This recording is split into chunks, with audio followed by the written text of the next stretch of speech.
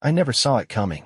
Maybe that's what hurt the most, not the betrayal itself, but the fact that I was blind to it. When I married Lisa, I thought we were untouchable. We built a life together, one that most people would envy. The house, the vacations, the nights spent talking about the future, we had it all. Or so I thought. The cracks started to show when my business began to struggle. The money that once flowed so easily started drying up, and with it, so did Lisa's patience. At first, I chalked it up to stress. Who wouldn't be scared when their financial security was at risk?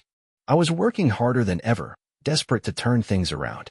I lost sleep, lost weight, lost time, and somewhere in the midst of all that loss, I lost Lisa, too. I didn't realize it at first. The late nights she spent with friends, the sudden shift in her attitude, the way she pulled away when I tried to hold her, it was all so gradual that I didn't see the full picture until it was too late. It all came crashing down on a Thursday evening. I remember the way she walked into the house, her heels clicking against the hardwood floor, her perfume lingering in the air. She was distracted, barely acknowledging me as she tossed her purse on the counter. That was when her phone buzzed. Normally, I wouldn't have given it a second thought, but something about the way she snatched it up, the way her face paled, sent a chill through me. I didn't mean to look. I swear I didn't. But the message was right there, glaring at me from the screen she failed to lock in time. Can't wait to see you again. Last night was amazing. The words blurred before my eyes. My pulse pounded in my ears. A million thoughts raced through my head, but one drowned out the rest. This was it. The confirmation I never wanted. Who is he? My voice was steady, colder than I felt. Lisa froze. For a split second, I saw panic flicker across her face before she masked it with defiance. What are you talking about? I held up the phone. Don't insult me by pretending you don't know. She exhaled sharply, crossing her arms. It's not what you think. I let out a bitter laugh. Oh, so it's just a misunderstanding? Tell me, Lisa, how exactly does "last night was amazing" mean something else? Silence. Her gaze darted to the side, avoiding mine. And just like that, everything we had, everything we built, shattered. I wanted to yell, to rage, to demand an explanation that would somehow make it all make sense. But what was the point? I saw the truth in her silence. You should have told me, I finally said, my voice hollow. She looked up then, something resembling guilt in her eyes. I didn't mean for this to happen. I shook my head. That's the thing, Lisa. You don't just accidentally cheat. A heavy silence settled between us. I didn't know what to do, what to say. All I knew was that the woman I loved, the woman I trusted, had destroyed us. And there was no coming back from that. I spent the night on the couch, staring at the ceiling, replaying every moment of our marriage in my head, trying to pinpoint exactly when things went wrong. Was this the first time she lied about where she was? The first time she looked at me with boredom instead of love? Or was it when I was too absorbed in solving our financial problems to notice the growing distance between us? Lisa was upstairs. I could hear her moving around, maybe packing, maybe just walking. I didn't care. I couldn't bring myself to go up there. I didn't want to see her face, not after what I had learned. Morning came, and with it the inevitable confrontation. She stood in the doorway, clutching her coffee cup like a life preserver. What now?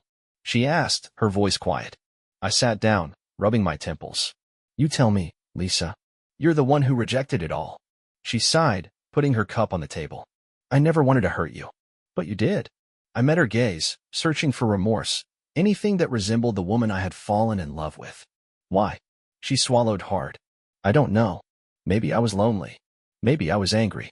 Maybe I was looking for something I thought I had lost in us. I laughed bitterly. And you thought you'd find it in another man's bed? Her face twisted. It wasn't just that. I felt like I was disappearing in our marriage, like I wasn't important anymore. And he made me feel like I was noticed. I stood up, the weight of her words settling deep in my chest. I worked my ass off for us, Lisa. I've sacrificed so much, and you thank me by finding solace in someone else. Tears welled up in her eyes. I know I screwed up. But part of me wonders if you weren't looking for a reason to leave. That stopped me. Are you seriously trying to make this my fault? She shook her head quickly. No. I don't know. Maybe we've been separated longer than we thought. I clenched my jaw. Maybe we have. But I was willing to fight for us. And you weren't. And that's the difference. Lisa didn't say anything. And in that moment, I realized that it was the beginning of the end. The next few days were a blur. We avoided each other as much as possible, existing like ghosts under the same roof. I would go to work, come home, and hardly speak to her. It was easier that way, but the silence could not last forever. One evening, she sat down across from me at the kitchen table, her eyes tired and red. "I think we need to talk about what happens next." I took a deep breath. "Yes, we do." The next few days were a blur. We avoided each other as much as possible, existing like ghosts under the same roof. I would go to work, come home, and hardly speak to her. It was easier that way, but the silence could not last forever. One evening, she sat down across from me at the kitchen table, her eyes tired and red. "I think we need to talk about what happens next." I took a deep breath. "Yes, we do." Lisa sighed shakily. "I think I should move out." These words hit me like a punch in the stomach, but I knew they were coming. "When?" "Soon," she whispered. "Maybe by the end of the week." I nodded slowly, trying to digest this. "I think that's for the best." Neither of us said another word.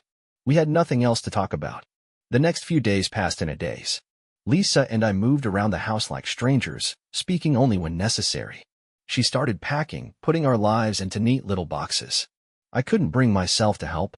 One evening, she stood in the doorway with a suitcase in her hand. "I'm leaving tomorrow," she said quietly.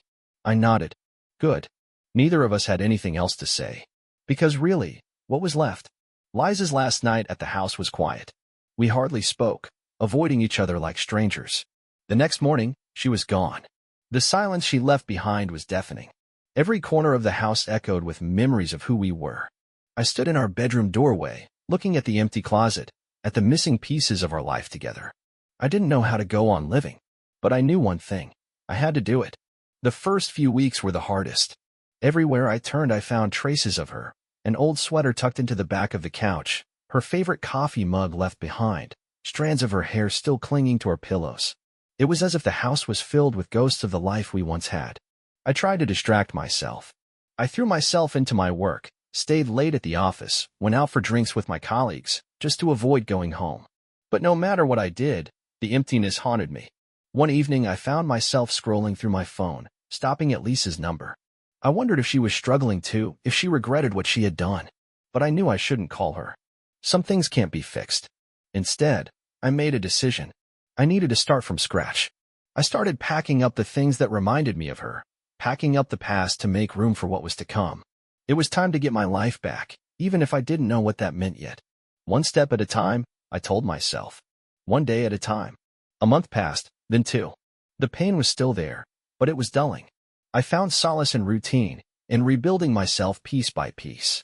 I went to the gym, started eating better, reconnected with friends I had lost touch with. One evening, I met an old friend, Rachel.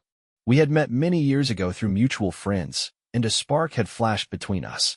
But I was married and she was in a relationship. Now everything was different. We started talking, catching up over coffee. For the first time in a long time, I felt something other than pain. It wasn't love, not yet. But it was something. Maybe moving on didn't mean forgetting.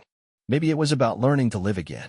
Rachel and I continued to meet, slowly at first. There was no rush, no pressure, just two people trying to figure out what was going to happen next. She understood what I was going through, and in a way, she was also healing from her own wounds. One evening, when we were sitting across from each other in a quiet restaurant, she reached for my hand. "You don't have to be ready for anything serious," she said quietly. "But I hope you know you don't have to go through this alone." For the first time in months, I believed her. Maybe, just maybe, the worst was over. Rachel and I continued seeing each other, slowly at first. There was no rush, no pressure, just two people trying to figure out what came next. She understood what I had been through, and in a way, she was healing from her own wounds, too. One evening, as we sat across from each other at a quiet restaurant, she reached for my hand. "You don't have to be ready for anything serious," she said softly. "But I hope you know you don't have to go through this alone." For the first time in months, I believed her. Maybe, just maybe, the worst was behind me. And as I walked her to her car that night, I realized something. I wasn't just surviving anymore. I was finally living again.